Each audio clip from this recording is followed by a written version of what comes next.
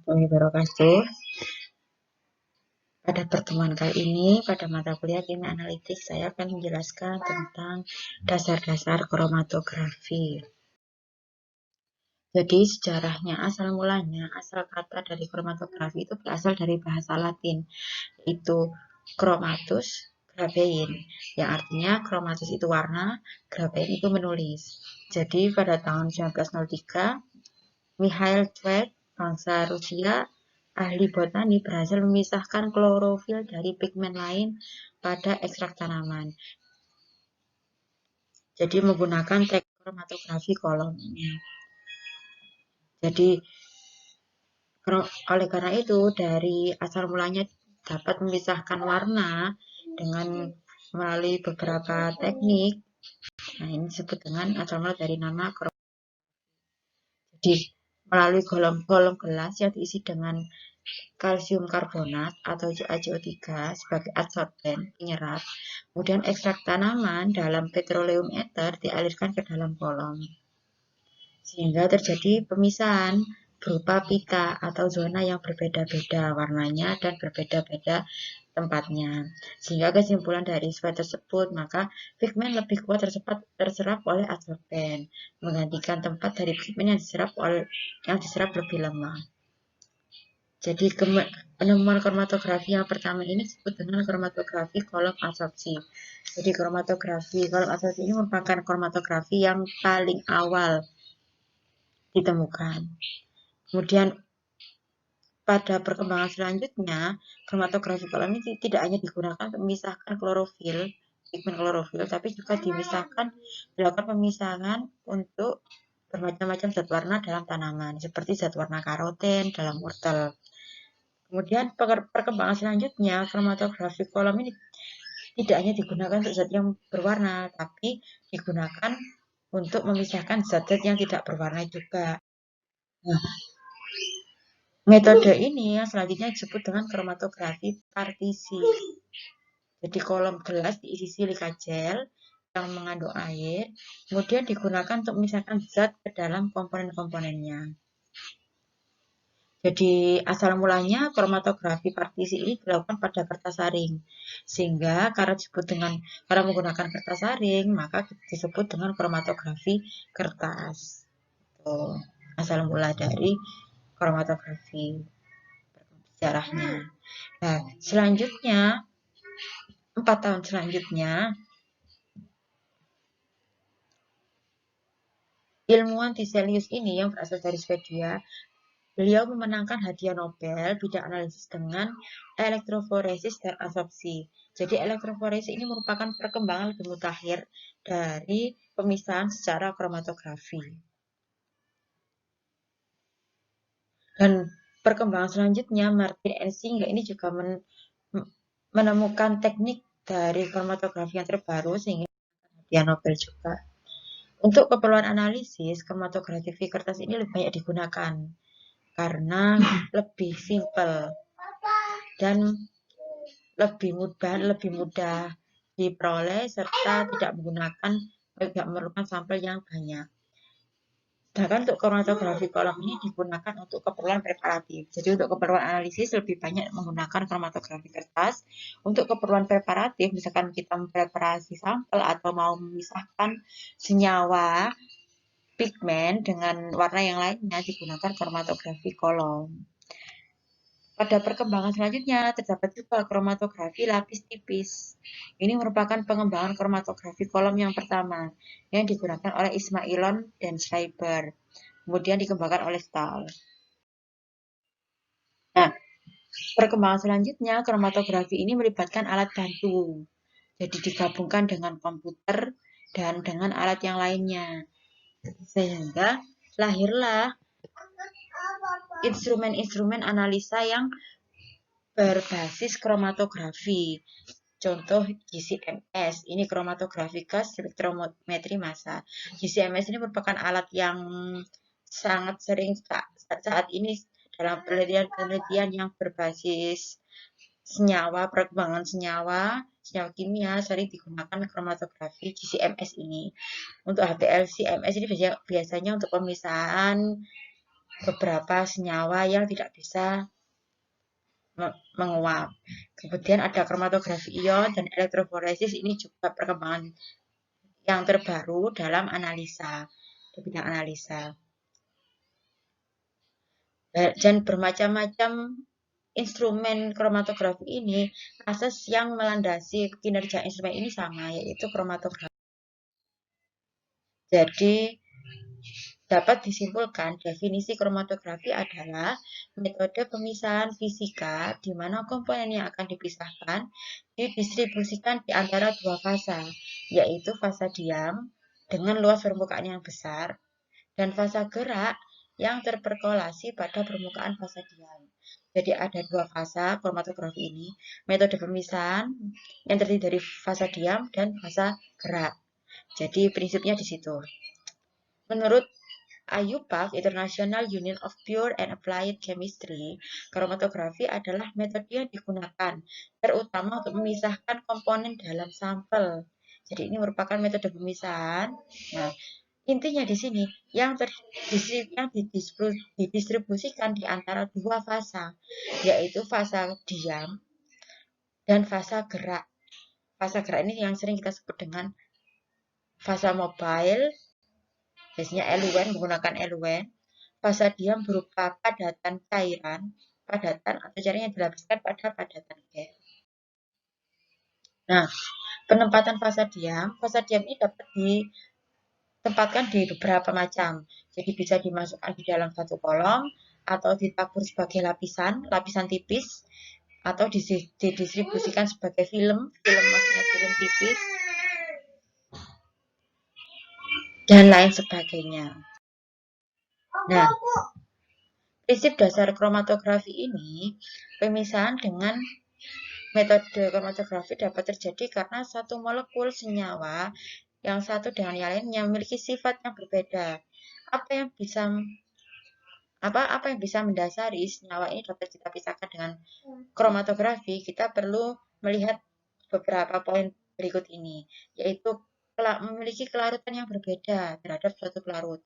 Misalkan senyawa A ini sifatnya non-polar, senyawa B sifatnya polar, maka bisa kita pisahkan kedua senyawa ini karena terjadi perbedaan kelarutan, perbedaan kepolaran. Kemudian yang kedua, daya serap yang berbeda terhadap suatu bahan padat atau terhadap suatu fasa diam tadi. Jadi yang satunya daya serapnya sedikit, yang satunya tidak. Jadi di situ kita bisa memisahkan dengan sistem kromatografi.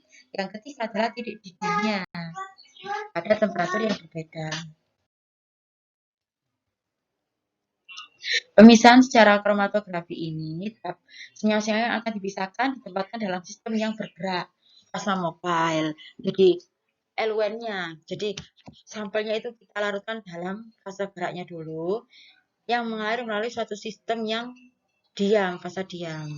Nah, selama pengaliran fasa mobile akan terjadi proses pelarutan, adsorpsi, dan penguapan di sini. Contoh terjadinya pemisahan ya. Ini misalkan suatu senyawa. Corong pisah berisi dua macam pelarut yang sulit bercampur, air dan eter. Nah, senyawa akan distribusi di antara kedua pelarut tersebut. Ini yang pertemuan kemarin kita membahas tentang ekstraksi cair-cair. Itu juga. Nah, ini contoh dari sifat kelarutan berperan dalam pemisahan. Kemudian, senyawa tersebut,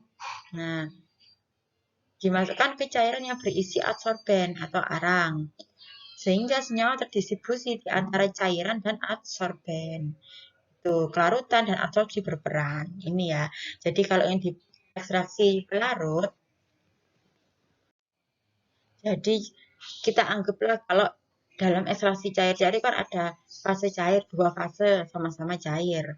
Jadi saat sampel kita masukkan ke dua fase tersebut, maka sampel itu akan terdistribusi di kedua fase. Sama juga halnya dengan kromatografi. Jadi bedanya kalau kromatografi ini kita menggunakan fase diam, yaitu bisa berupa padatan, dan fase gerak. Biasanya fase gerak ini berupa cairan. Jadi sampel ini akan terdistribusi di antara kedua fase tersebut, di antara kedua fase diam dan fase cair. Sehingga kelarutan dan gaya absorpsi masing-masing senyawa itu berperan dalam proses pemisahan. Gitu. Sedangkan untuk senyawa volatil ini dilarutkan dalam, volatil ini senyawa yang mudah menguap ya. Dilarutkan dalam cairan non volatil. Jadi dilarutkan dalam cairan yang tidak mudah menguap. Sehingga kelarutan dan volatilitasnya berperan. Di situ sampel akan terdistribusi di antara kelarutan dan volatilitas. Jadi dua macam fase yang berperan ini ada cair-cair, cair padat, gas cair, gas padat. Ini. Nah, fase diam dan fase gerak dalam prakteknya kromatografi dilaksanakan dalam situasi yang sangat berubah-ubah yang dinamis. Salah satu dari kedua fase merupakan fase gerak dan fase lainnya adalah fase diam. Jadi tergantung sistem kromatografinya. Fase gerak biasanya berupa cairan atau gas, sedangkan fase diam biasanya berupa cairan atau padatan. Yang paling sering fase diam ini kita gunakan berupa padatan. Bila komponen-komponen yang ada semuanya tidak bisa bergerak sama sekali, maka pemisahan tidak bisa berlangsung. Itu. Jadi intinya salah satu ada yang bergerak. Jadi kalau misalkan kromatografi padat cair, maka yang menjadi fase diam adalah fase yang padat. Cair yang fase gerak adalah cairan. Kalau misalkan fase kromatografinya cair gas, maka yang menjadi fase diam adalah gasnya cairan, yang menjadi fase padat adalah gas. Jadi ini gambar proses pemisahan dugaan hipotesis sampel yang mengandung 3 komponen. Jadi ini asal mulanya, ini misalkan ini fase diam, ini fase diamnya ya. Di sini ada sampel yang terdapat dalam cairan, fase gerak. Jadi saat terjadi proses pemisahan, fase gerak ini akan semakin lama, fase gerak ini akan semakin lama bergerak untuk menutupi seluruh fase diam. Sehingga asal mulanya sampel yang tercampur seperti ini, di sini sampelnya kan di sini diperlihatkan ada 3 atau 4 macam komponen. Nah, saat ini sampel ditotolkan ke dalam lapisan tipis ini yang menjadi fase diam, kemudian kita elusikan fase gerak cairan ini kita alirkan dari atas ke bawah, ini dialirkan ya dari atas ke bawah, maka sampel tersebut ini semakin lama juga akan ikut mengalir bersama fase gerak semakin ke bawah. Sehingga asal mulanya ini campur seperti ini. Selanjutnya kita peroleh 3 macam pita. Ini yang pertama senyawa A, ini senyawa B, senyawa D. Jadi itu prinsip dari pemisahan pemisahan dalam satu sampel yang terdiri dari banyak komponen. Jadi karena komponen A, B, dan C ini memiliki sifat yang berbeda-beda, sifat kelarutan dan absorpsinya, maka bisa dipisahkan seperti ini. Jadi ini fase diamnya berupa padatan kalau dalam contoh ini, fase geraknya berupa cairan. Cairan tadi ini bayangkan yang di atas ini nanti cairannya ini nanti lama-lama ke bawah. Sini. Nah, ke bawah dia sambil membawa sampel sehingga sampel dapat terpisah seperti ini.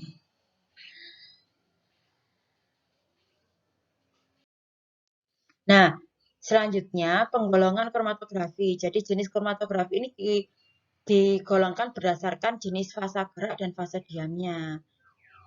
Atau biasanya umumnya digolongkan seperti itu. Ada juga perkembangan selanjutnya digolongkan berdasarkan teknik kromatografinya menggunakan teknik apa. Kemudian prinsipnya apa. Di sini kalau fase geraknya gas, fase diamnya padat, berarti tekniknya namanya gas padat. Prinsipnya gasnya absorpsi. Ini fase geraknya cair padat. Ini yang paling sering, yang paling umum digunakan di lab. Ini teknik kromatografinya kolom, lapis tipis, dan kertas. Prinsip kromatografinya adalah absorpsi, bisa berupa pertukaran ion dan penyaringan gel juga. Ini kalau cair-cair, kolom dan lapis tipis, kertas. Ini prinsipnya partisi. Gas cair, prinsipnya juga partisi. Ini penggolongan kromatografi ya. Berdasarkan fasanya ada digolongkan menjadi 4 macam. Kalau berdasarkan proses pemisahannya digolongkan menjadi 5 macam di sini. Berdasarkan teknik operasionalnya digolongkan menjadi 6 macam.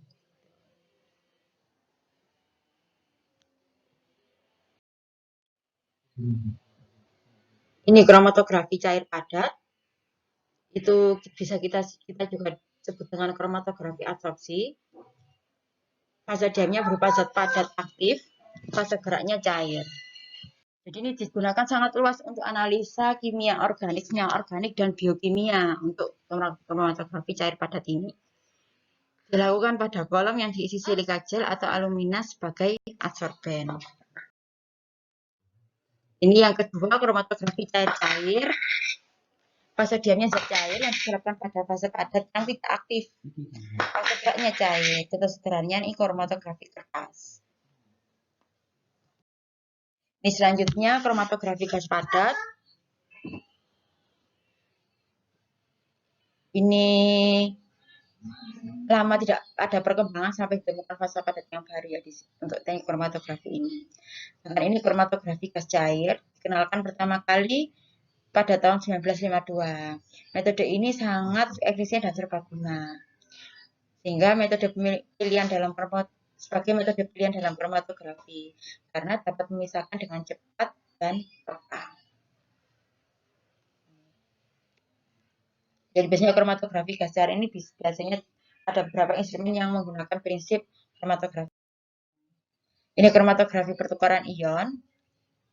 Fase padatnya zat padat yang mengandung gugus ion aktif yang dapat ditukar dengan ion lain dalam fase gerak.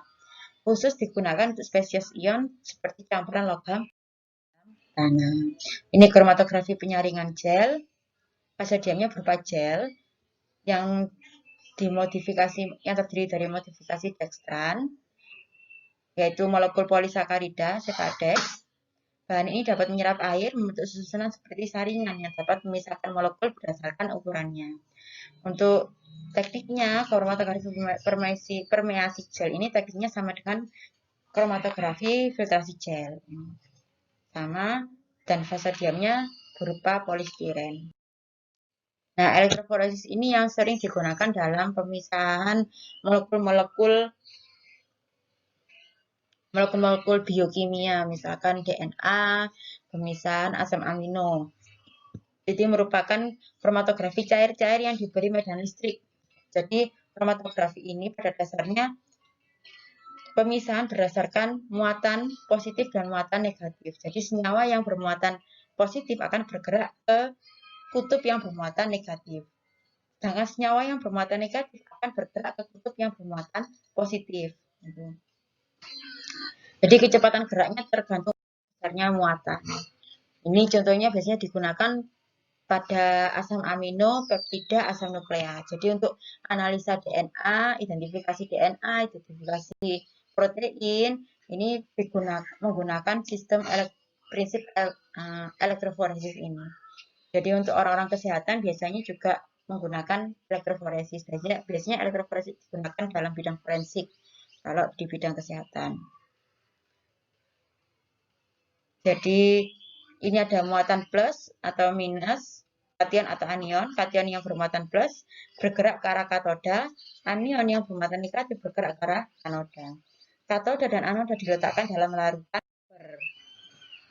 Jadi prinsipnya perbedaan muatan atau perbedaan imbangan muatan atau massa atau berat molekul mempengaruhi perbedaan kecepatan penyebaran. Ini. Jadi kecepatan gerak kation atau anionnya itu tergantung pada kekuatan medan listrik yang kita berikan nanti, serta muatan ionnya bagaimana, hambatan gesekan, dan gaya elektrostatik dengan medium lingkungannya. Itu yang berpengaruh terhadap kecepatan gerak kation maupun anion. Nah, ini contoh dari sketsanya dari elektroforesis. Ini ada buffer larutan penyangga untuk mempertahankan pH. Kemudian di sini adalah anion yang anoda yang bermuatan positif, katoda bermuatan negatif. Jadi sampel ini akan diletakkan di sumuran-sumuran, sampel wells ini, sumuran-sumuran. Di sini akan diletakkan sampel yang sudah di sini di atas ini ada buffer. Nah, ini gel ini sebagai fase diamnya. Ini ada plastik frame-nya ini. Jadi nanti dimasukkan di sini ada aliran listrik nanti dialirkan di sini. Ini sampel. sumberan-sumberannya, sampel banyak. Nanti sampel ini akan bergerak sesuai dengan muatannya. Jadi kalau sampel tersebut lebih bermuatan negatif, maka sampel ini akan lebih bergerak ke arah anoda. Kalau sampelnya senyawanya bermuatan negatif, maka dia akan bergerak ke arah katoda. Jadi sehingga terjadi pemisahan berdasarkan muatan ionnya.